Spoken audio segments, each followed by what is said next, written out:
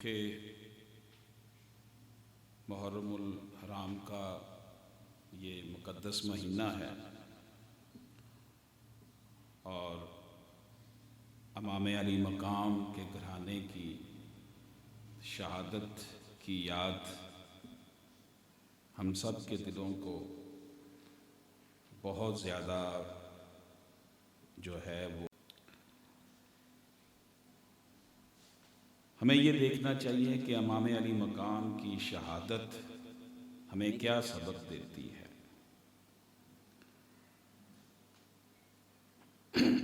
یوم عاشور کے دن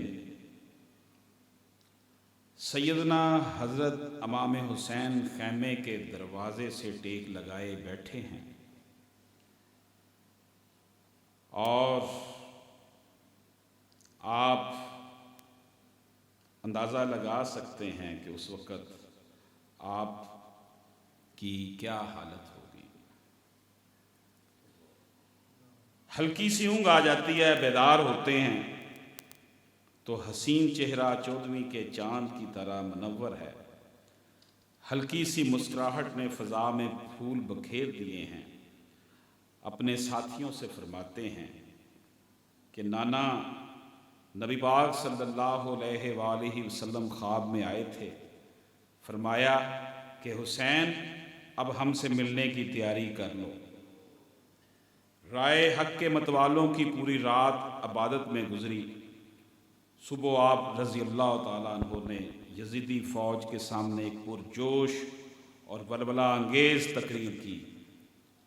آپ نے فرمایا، اے لوگو، تم جانتے ہو کہ میں رسول اللہ کا نواسہ، حیدر کرار کا نور نظر اور خاتون جنت کا لخت جگر ہوں۔ تم واقف ہو کہ رسول اللہ نے ہم دونوں بھائیوں کو جنت کے نوجوانوں کا سردار بتایا ہے۔ تم سب نے مجھے خط لکھ کر بلایا، اب تم اپنے وعدوں سے پھر چکے ہو۔ میں ابھی بھی چاہتا ہوں کہ تم مجھ سے جنگ نہ کرو اور مجھے اپنے رفقا سمیت مکہ یا مدینہ واپس جانے دو۔ اس تقریر سے متاثر ہو کر حر بن یزید نے اپنا گھوڑا آگے بڑھایا اور حضرت امام حسین رضی اللہ تعالیٰ عنہ کے ساتھ کھڑا ہو گیا۔ شمر ذی الجوشن نے جب یہ منظر دیکھا تو اسے فکر ہوئی کہ فوج میں بغاوت نہ ہو جائے۔ اس نے عمرو بن سعد سے کہا، آپ دیر نہ کرو۔ عمرو نے حضرت امام حسین کی جانب پہلا تیر پھینک کر سانہ کرب و بلا کا آغاز کیا۔ لشکر حسینی سے سب سے پہلے آپ کے ساتھیوں بریر ہمدانی، عباس شاکری، نافع بن بلال، حبیب بن مظاہر اور دیگر نے میدان جنگ میں داد شجاعت دیتے ہوئے جام شہادت نوش کیا۔ اب اقربا کی باری ہے۔ اون محمد، جعفر و قاسم، علی و عبداللہ، غرض ایک ایک کر کے سب آتے رہے اور جنت کو سدھارتے رہے۔ آخر میں لخت جگر علی اکبر ہاتھ میں تلوار پکڑے آگے بڑھے۔ والد محترم کو مسکراتی نگاہوں سے الوداعی سلام کیا اور دلیری سے مقابلہ کرتے ہوئے شہید ہو گئے۔ خیموں سے رونے کی آوازیں بلند ہوئیں تو امام علی مقام نے جا کر فرمایا، تمہارے رونے کی آوازوں سے یزید کے فوجی خوش ہوتے ہیں۔ سامنے ہی 6 ماہ کے علی اصغر لیٹے ہوئے تھے۔ گود میں اٹھایا اور باہر آ کر کہا، دیکھو یہ معصوم 3 دن سے پیاسا ہے۔ ابھی الفاظ بھی پورے نہ ہوئے تھے کہ ایک تیر آیا اور شیر خوار شہزادے نے باپ کے ہاتھوں میں دم توڑ دیا۔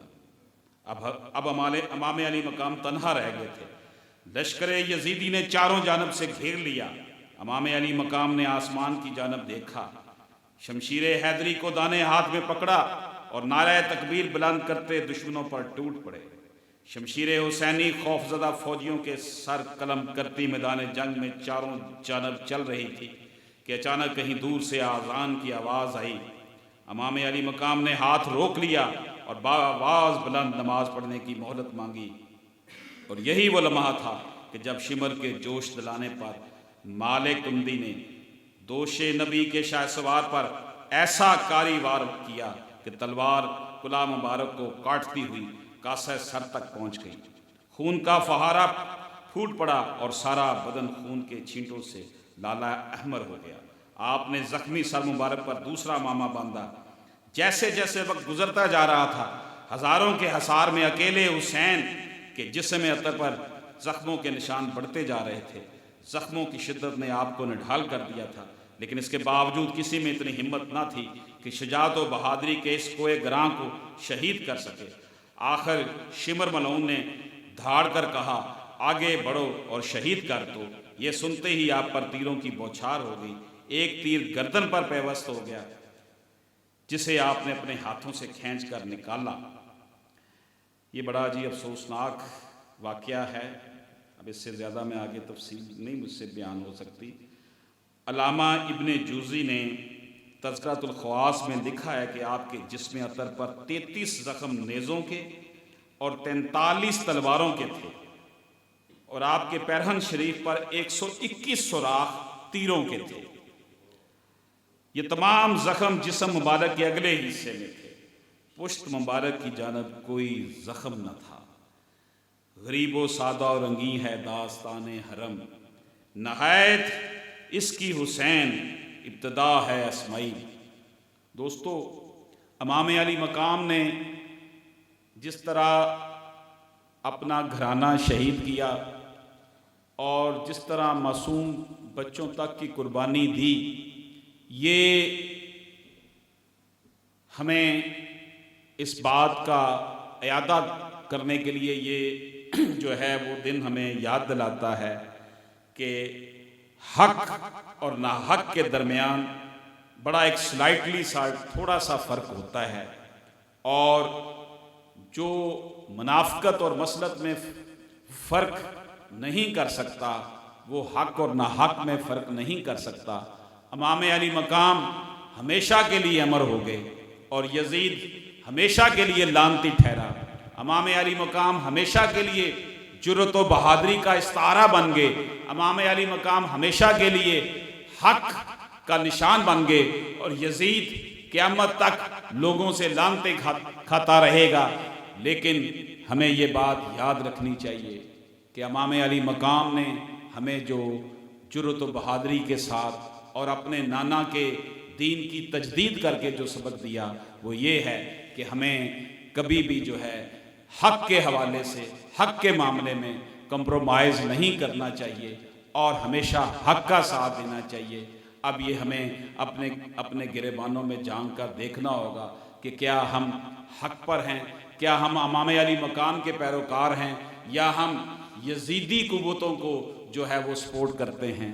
اللہ پاک ہم سب کا حامی و ناصر ہو۔